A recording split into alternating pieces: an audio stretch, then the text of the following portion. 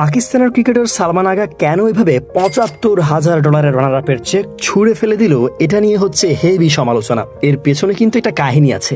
আপনারা হয়তো ইন্ডিয়া পাকিস্তানের ম্যাচে গতকাল দেখেছেন যে ইন্ডিয়া ট্রফি ছাড়া তাদের বিজয় উদযাপন করেছে, যেটা কিন্তু ক্রিকেটের ইতিহাসে প্রথমবার কোনো বিজয়ী দল এভাবে ট্রফি ছাড়া সেলিব্রেট করেছে। এর কারণ Indian cricket team Asian cricket council এসিসির প্রধান মহসিন নাকভির কাছ থেকে ট্রফি নিতে চায়নি, কারণ উনি পাকিস্তানের স্বরাষ্ট্রমন্ত্রী এবং পাকিস্তান ক্রিকেট বোর্ডের প্রধান। যার ফলে নাকভি কি করেছে, একদম ঘাড় তেরা লোকের মতো ট্রফি নিয়ে চলে গেছে। ফলে ইন্ডিয়াকে ট্রফি ছাড়াই সেলিব্রেট করতে হয়েছে। এদিকে এই বিষয়টা নিয়ে আবার পাকিস্তানিরাও বেশ ক্ষুব্ধ যে ইন্ডিয়ানরা কেন এমন বিহেভ করেছে।